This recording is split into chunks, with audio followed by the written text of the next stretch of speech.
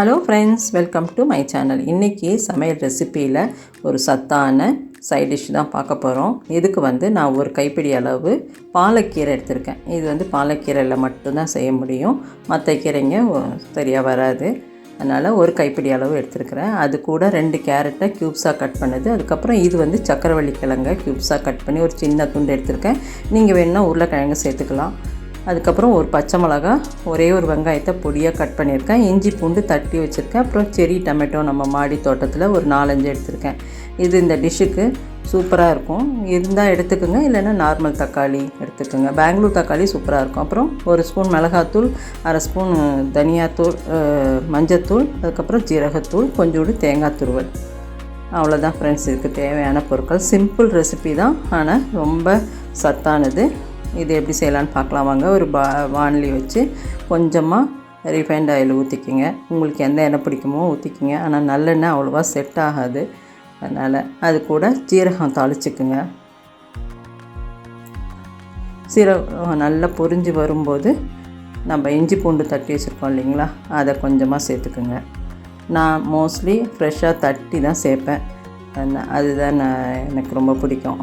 அதை நல்லா வதக்கி விட்டுக்கணும், அவ்வளோதான். கொஞ்சம் நல்லா வதக்கிட்டு அதுக்கப்புறமா இந்த பச்சை மிளகாயும் வெங்காயம் பொடியாக கட் பண்ணோம் இல்லைங்களா, அதையும் சேர்த்துக்குங்க.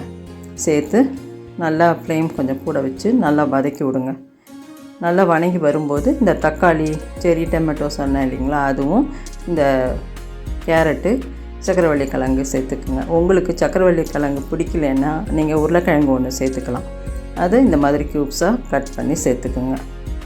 இதை நல்லா எண்ணெயில் வதக்கி விட்டுட்டு அதுக்கப்புறம் இதுக்கு தேவையான உப்பு இந்த சமயத்தில் சேர்த்துக்கணும்.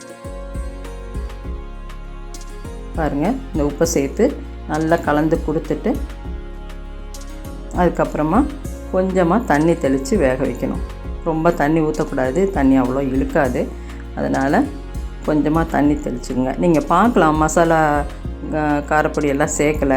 ஏன்னா இது நல்லா வெந்து வந்ததுக்கப்புறம் நம்ம சேர்த்தோம்னா அந்த மனம் கொஞ்சம் நல்லா தூக்கி கொடுக்கும். அதனால தான் பாருங்கள். இப்போ காரத்துக்கு ஒரு பச்சை மிளகா போட்டிருக்கோம் இல்லைங்களா, இந்த காரமே இந்த காய்க்கு போதுமானது. லைட்டாக தண்ணி தெளித்து ஒரு மூடி போட்டு ஒரு 5 நிமிஷம் சிம்மில் வச்சு வேக வைங்க. ஹை ஃப்ளேம் வைக்காதீங்க, அடி பிடிச்சிரும். பாருங்கள், இந்த தண்ணி வத்திருச்சு. ஒரு 5 நிமிஷத்தில் இது முக்கால்வாசி வெந்துருச்சு. இந்த சமயத்தில் நல்லா கிளறி கொடுத்துட்டு பாருங்கள், நல்லா முக்காப்பா தான் வெந்திருக்கு.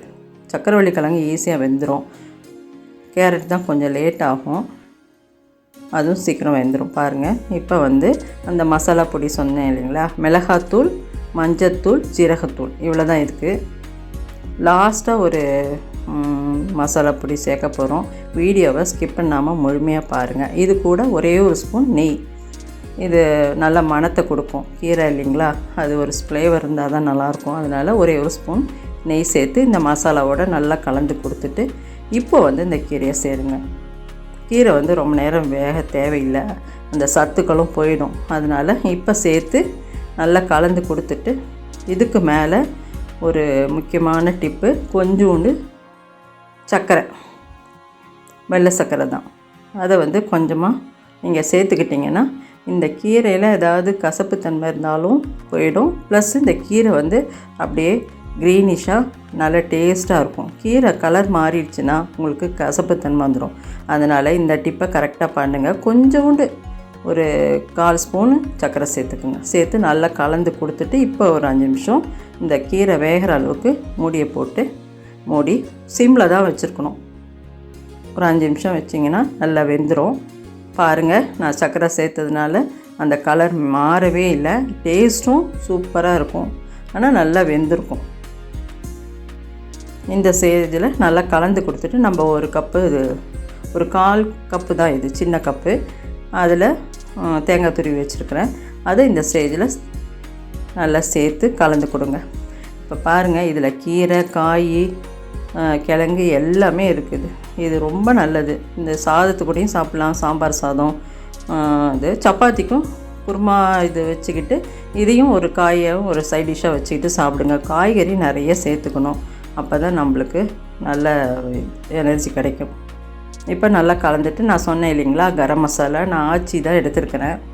என்னோடய கரம் மசாலா தீர்ந்துருச்சு, அதனால் ஆச்சியில் வாங்கி ஒரே ஒரு 1/4 ஸ்பூன் அவ்வளோதான். ஏன்னா இது 2 பேருக்கு கம்மியாக தான் செஞ்சுருக்கேன். நீங்கள் உங்கள் வீட்டில் எத்தனை பேருக்கு செய்கிறீங்களோ அதுக்கு தகுந்த மாதிரி பொருட்களை கூட்டிக்கிங்க. இப்போ நல்லா கலந்து கொடுத்துட்டு, ஒரு மணத்துக்கு தான் அந்த கரம் மசாலா. இப்போ ஒரு 5 நிமிஷம் அந்த பச்சை வாசனை போகிற அளவுக்கு மூடி வேக வச்சு இறக்கிட்டோம்னா 10 நிமிஷத்தில் இந்த நார்த் இந்தியன் கீரை கூட்டு தயார்.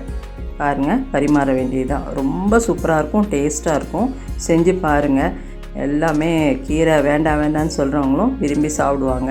ஏன்னா இந்த அவங்களுக்கு பிடிச்ச கிழங்கு, கேரட் எல்லாம் சேர்த்துருக்கோம் இல்லைங்களா, குழந்தைங்க கூட நல்லா விரும்பி சாப்பிடுவாங்க. கீரையும் நம்ம சேர்த்துக்கிட்ட ஒரு திருப்தி கிடைக்கும். உடம்புக்கும் ரொம்ப நல்லது, ஆரோக்கியத்துக்கு. வேறு எந்த கீரையும் நல்லா இருக்காது, பாலக்கீரை மட்டும்தான் இந்த டிஷ்ஷுக்கு நல்லாயிருக்கும்.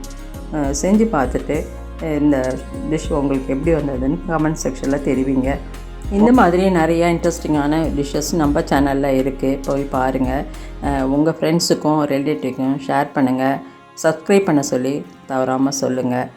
இந்த வீடியோ பிடிச்சிருந்தா ஒரு லைக்கை போடுங்க.